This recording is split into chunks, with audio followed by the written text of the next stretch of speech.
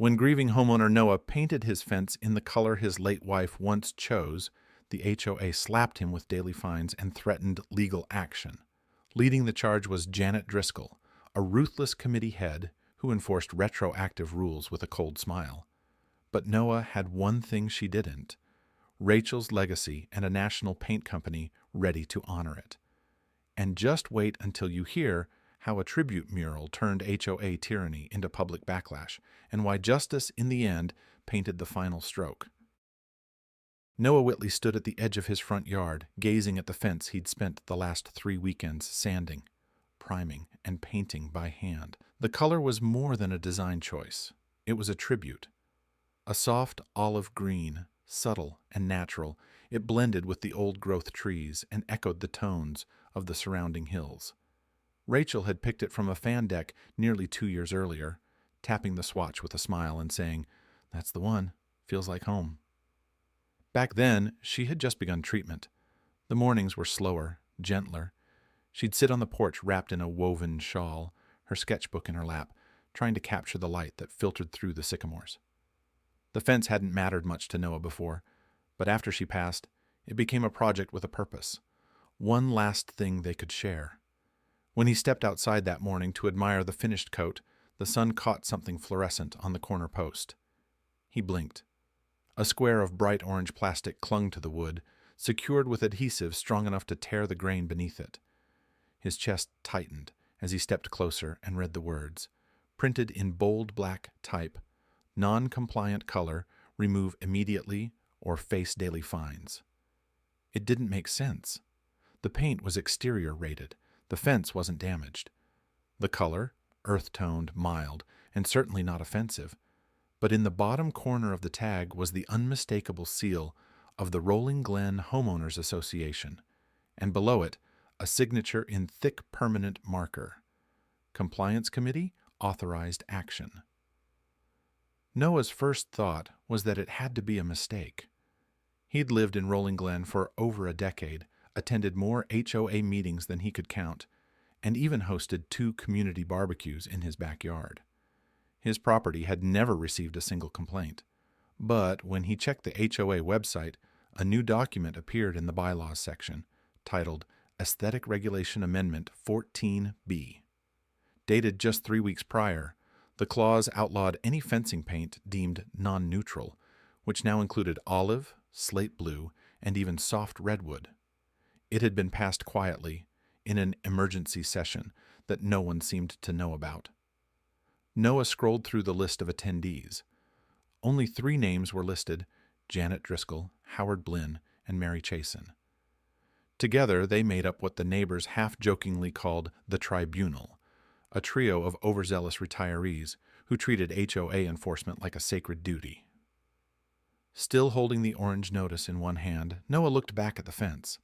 It was clean, level, lovingly finished.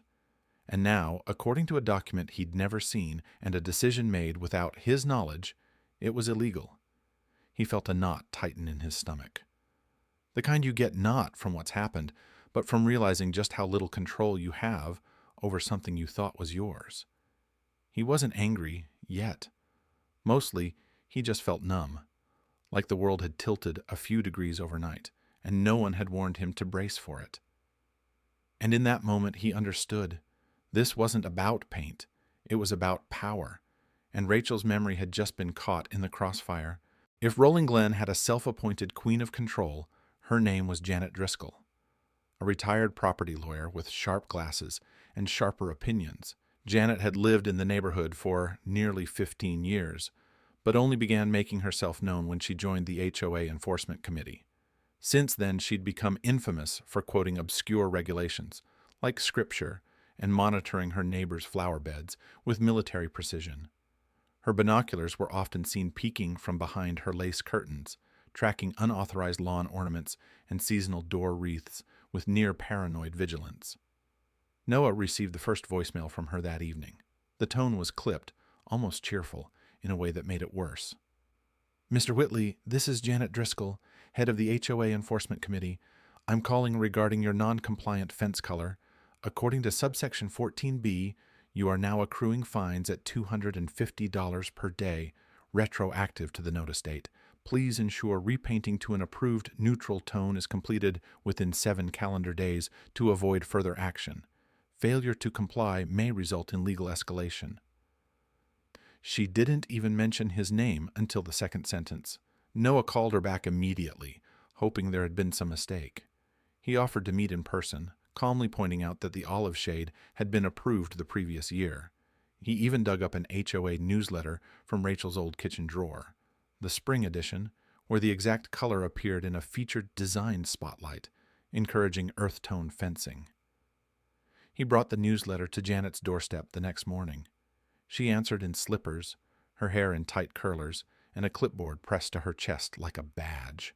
He explained everything, unfolded the newsletter, and showed her the highlighted section. She didn't even look down. "That was before the amendment," she said flatly. "It's obsolete." "But it was never posted publicly," Noah argued. "There wasn't even a meeting." Janet smiled, tight-lipped, eyes gleaming with the satisfaction of bureaucracy. "Emergency measures don't require a general vote," she replied. "If you'd like to challenge it, you can file an appeal, but the fines will continue to accumulate until resolution." He stood there, stunned. She closed the door with the slow finality of someone who believed she'd won. Word began to spread quickly, as it always did in tight-knit neighborhoods. Over garden fences and evening walks, neighbors whispered of similar battles. Someone mentioned how the Simpsons were forced to tear down their patio after receiving a cease and desist letter that turned out to be nothing more than a loosely worded memo printed on HOA letterhead. Another couple had been cited for unauthorized decorative lighting, a string of fairy lights for their daughter's birthday. People sympathized, but no one stepped forward. No one wanted to be the next target. The tribunal, Janet, Howard, and Mary, had turned Rolling Glen into a minefield of unspoken threats and rigid obedience. And while most residents kept their heads down, Noah felt something deeper settle in his chest. It wasn't just frustration anymore. It was betrayal. He wasn't mourning the money or the hassle. He was mourning the idea that Rachel's memory, the fence she once dreamed of, was being erased by someone who didn't care.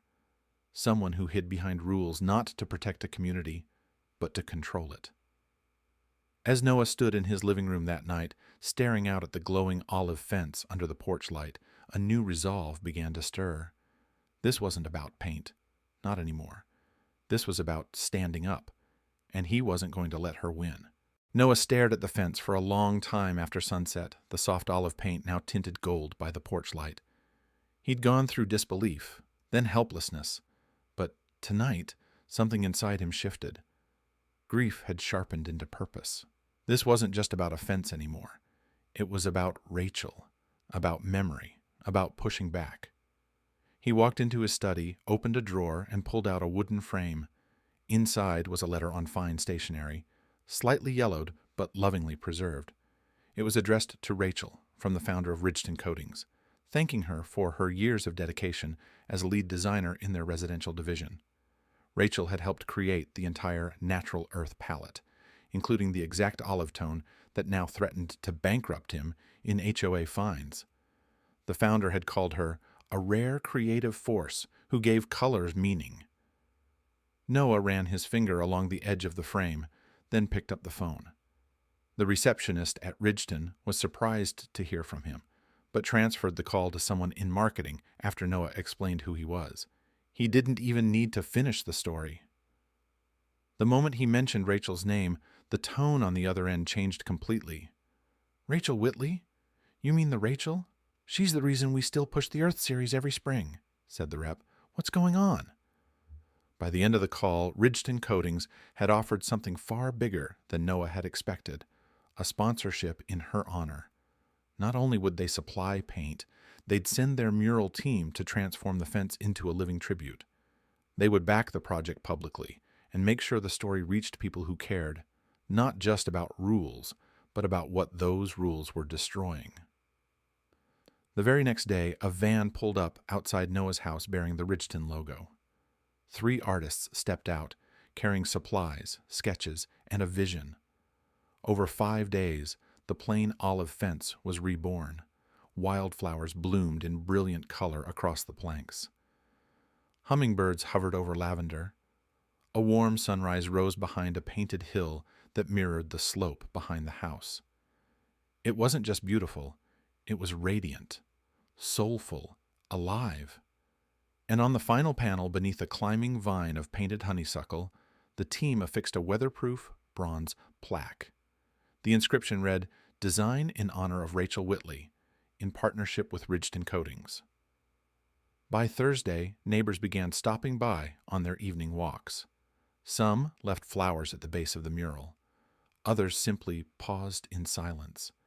The whisper network of fear that Janet and her committee had ruled over for so long began to unravel, one awestruck gaze at a time. Janet Driscoll, however, did not pause. She acted. 3 new violation notices arrived in Noah's mailbox, each more severe than the last. She labeled the mural unauthorized external art and scheduled an emergency HOA board meeting to push for its immediate removal. She fully expected to walk in, bang her gavel, and shut the whole thing down. What she didn't expect was a van marked Channel 9 local news pulling into the HOA parking lot. Ridgeton's public relations team had done their part. They'd invited the local press, submitted a press release, and even arranged for a feature in the Montreux Weekly, complete with photos of the mural and a short segment about Rachel's legacy. The next morning's headline splashed across inboxes, doorsteps, and community forums. HOA tries to silence grieving widow's tribute. Corporate sponsor pushes back. Beneath it was a full-color photo of Noah standing beside the mural, one hand resting on the fence, the plaque glinting in the morning sun. And just like that, Janet Driscoll's authority cracked, not with a confrontation, but with color, memory, and one man's refusal to repaint love into beige. The response was swift, faster and louder than anyone, especially Janet Driscoll, could have predicted. Within 48 hours of the article's release, the Rolling Glen HOA email system was swamped. At first, it was the usual suspects, concerned neighbors voicing confusion, disapproval, or tentative support.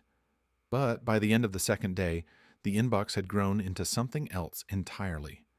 Messages came from all over the state. Local veterans organizations, community arts nonprofits, even a high school civics club that had seen the mural on the evening news and wanted to write letters of support as a class project. More surprisingly, the Montreux City Arts Council issued a formal statement calling the mural a significant and deeply human artistic expression rooted in local history and memory. They invited Noah to speak at their quarterly meeting and even dispatched a legal liaison to ensure the HOA did not attempt quiet removal. Under mounting public scrutiny, the HOA board convened an emergency session, but this time without press releases or closed doors. Their inbox was now evidence. So was the growing stack of letters left at Noah's front gate, many handwritten by neighbors who had once stayed silent. Some apologized for not standing up sooner. Others simply thanked him for having the courage to do what they couldn't. By the end of the meeting, the board issued a unanimous, though carefully worded, statement. The fence would remain. The mural would be classified as a one-time exception for memorial artworks. All citations were voided. For Noah, it was more than a policy win. It was the restoration of something Rachel had believed in: community, creativity, and quiet beauty in everyday life. But the story didn't end with the HOA's surrender. 2 months later, a city council member visited Noah's home in person. She took photos, interviewed neighbors, and reviewed Rachel's design contributions at Ridgeton Coatings. A month after that, the city of Montreux formally designated Rachel's garden as protected community artwork under local heritage law. From that point forward, no one, not even future HOA boards, could alter, obscure, or remove the mural without official city approval and a public hearing. The plaque at the bottom of the fence received a second line, engraved and mounted beside the original. Recognized by the city of Montreux as a cultural heritage site, 2025. Janet Driscoll didn't speak publicly after the board's reversal. She stopped attending meetings entirely, and by the end of the summer submitted a short resignation letter citing personal reasons. There was no ceremony, no farewell message, and certainly no regrets expressed, just her empty seat at the long folding table where she once ruled with certainty. And then came something small, quiet, but unforgettable. At the first HOA meeting following the city's designation, Noah didn't attend. He was on the porch that evening, sipping coffee from Rachel's old mug, watching shadows shift across the mural. When he stepped outside to retrieve the mail, he saw it, nestled between the potted basil and a half-buried garden stone. A single sunflower wrapped in ribbon, leaning gently against the fence. Tucked beneath the stem was a card. It had no name, just a message, handwritten in soft, looping ink. "You didn't just paint a fence.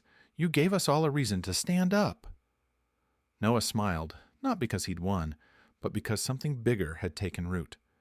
Something that couldn't be regulated or removed, legacy, and color that would never fade.